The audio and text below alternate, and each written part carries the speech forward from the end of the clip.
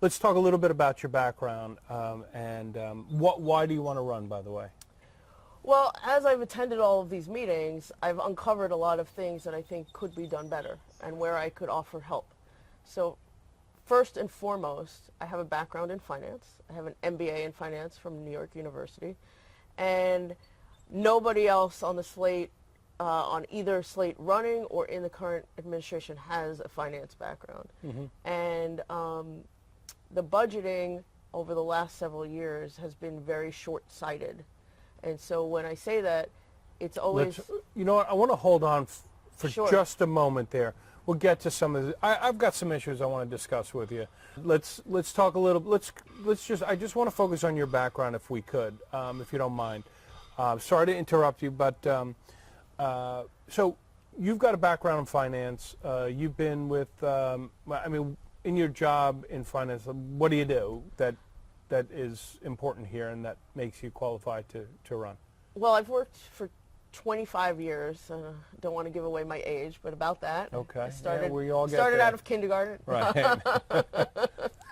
I've worked for about 25 years in finance in corporate 100 companies, including Citigroup, American Express, and now I work for Experian. Okay. Doing So what do you, when you're there, like, do you manage budgets? What do you do? I've managed various budgets. At American Express, I worked on the entire corporate budget, so multiple billions of dollars we were budgeting and planning and actually reporting out to Wall Street, out to the analysts, and out to the board of directors.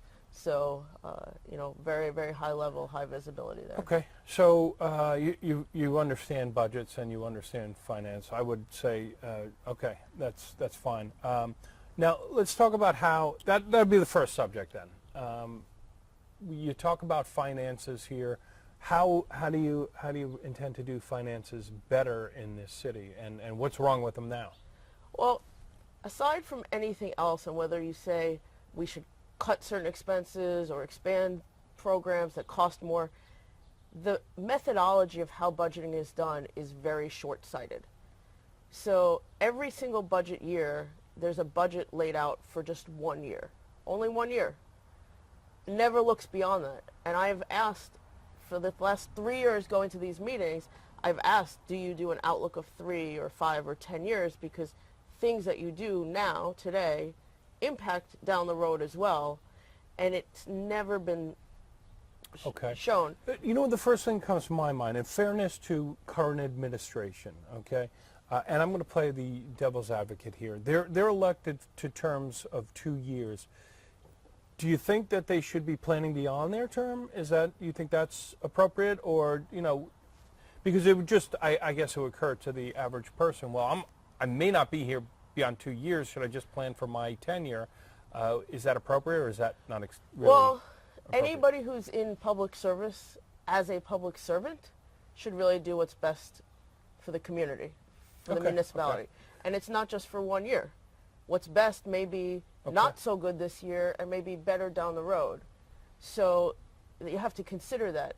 Now, you bring up a really good point that if somebody's in office only 2 years, and that's the term that they've been elected to, they have to make it look good in that short amount of time so that they could get reelected, Right. and that's the mentality. And that's that almost brings up, is 2 years too short? Right.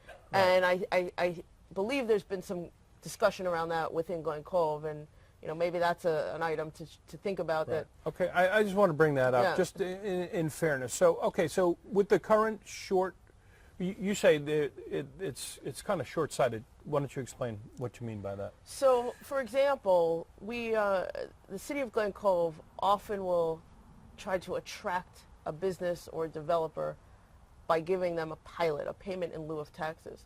So What does that mean? pay a lump sum today and then get a significant tax break, say 20, 30, even 40 years down the road.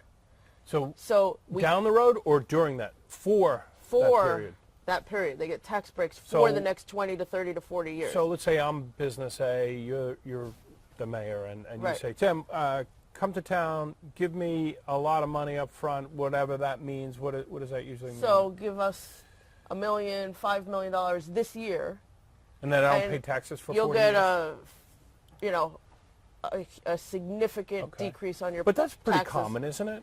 It Municipalities do that. Many Businesses, municipalities right? do that. Okay. But to the extent, not as much as Glen Cove. And when you compare Glen Cove to the rest of the municipalities in New York State, dollar for dollar, we actually give away more than almost any municipality in New York Okay. State. Let's give us some examples of how that's happening in Glen Cove.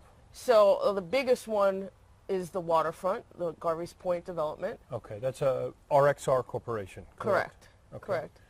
And so since the contract was signed last year during 2016, RXR has been paying an annual, I believe it's annual, lump sum, and they have enormous tax breaks over the next 40 years. What is enormous? I don't understand. So, well, I don't know all the details. I know some of them, but tell yeah, us. so I Do would you know them?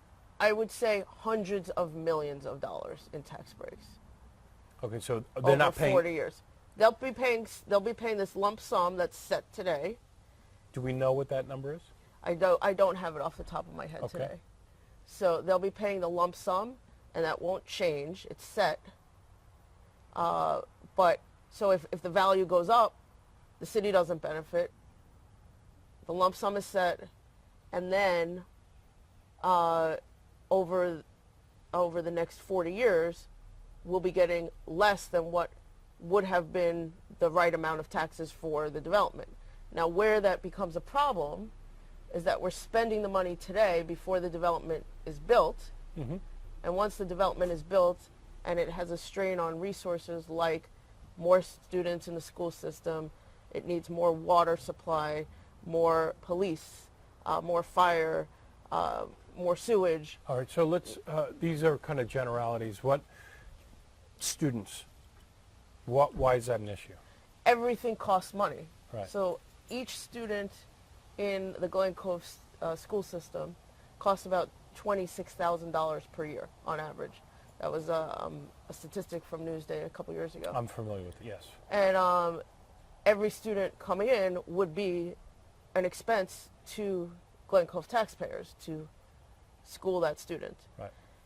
So if we're not getting the tax revenue from this development who's bringing in, Okay, so how many Children. students would come in, well, do you think? the, Because at 26,000, which I accept that number because I've seen that number myself. So for every 100 students, that's $2.6 million in cost to the school system. My math is okay? All right. So how many students are expected to come in? that's a great question, Tim. I have a feeling I'm going to get hit in the head here, but go ahead. So the latest projection from the consultants that did work around this was only something like 52 students out of 1,110 apartments. Okay, but right now, I do know the demographics here in Glen Cove are that there are roughly 25% of the population is our school-age children. So That's correct. So they're saying 50, and so they're saying only 5% of this population is going to be school-age children, as opposed to the general population, which is 25%. Correct. So it's 80% less children going to be here. So what are we doing? So, We've right. heard this story before in Glen Cove, that empty nesters are going to come in. That never materialized. So I'm not sure I agree with those numbers, but go ahead. Well, look, I think you've probably all heard the saying, when you make an assumption, what happens? Yeah. So Okay. that 52 is definitely an assumption. Okay. And So you know, if it's closer to the number, which let's say it's 20%, that's going to be 200 children, right? 200 children out of 1,100 residents, or 1,100 1,100 units. units. So out So it's- of 2,000 people, because there's generally Right. 2 people per household. Okay. I'm not doing your math for you, but I do know some of the numbers here. So if there are 2,000 residents, even at 10%, which Right. is less than half, almost 40% of the average, we still have 200. Okay, so that's $5.2 million in additional revenue. Right, or you can Is think that- of that another way, is that 200... In cost, not revenue, right, in cost. 200 students out of 1,110 apartments means 1 out of every 4 apartments has one child. One out Okay. of 4 apartments has 1 child. Okay. So you think, that's probably a low estimate Okay. of people I mean, I coming think in. 200. Right. Okay, so what happens if there's at that number, that's $5.2 million. Correct. Okay, so who's paying the school tax? The residents? So what happens... Are these and rentals, or are they there's some rentals and some condominiums, so Okay. homeowners. So as I mentioned, with these payments in lieu of taxes or pilots and their tax breaks down the road, the actual taxes that will come in, say 10, 20, 30 years from now, are highly unlikely to cover that amount because it's a reduced amount, and we're taking some of that tax dollars today Right. Okay. to use it today before it's even built. But wouldn't the residents pay some of those school taxes, depending on whether they're rentals? If they're rentals, we get no revenue. Is that correct? Correct. Okay. Well, we get the revenue from the landowner. From the landowner, but Right. So they're that's- not going to be paying taxes in the future. Is that? Well, they're going to be paying this payment in lieu of taxes, so this flat amount, Okay. or set amount. I shouldn't say flat because it does increase a little bit every year, but it's a fixed amount. All right. So if that stayed, 5.2 million over 40 years is 200 million. Are they paying that? I'd have to go back and look at the numbers, but I don't know how much they're paying for school taxes. I Okay. don't believe that much. All right. 200 million would be number. Okay. So there are some costs, obviously, and municipal costs, water, utilities, fire, police. Okay. And so, Tim, not to interrupt you, but the real issue here is when these pilots are given and the tax revenue coming into the city from a development like this doesn't cover those expenses. Who covers those expenses is the rest of the taxpayers. So all of us end up subsidizing those tax breaks. right. Well, I think that's been the biggest outcry here. Okay. Let's move on in finance.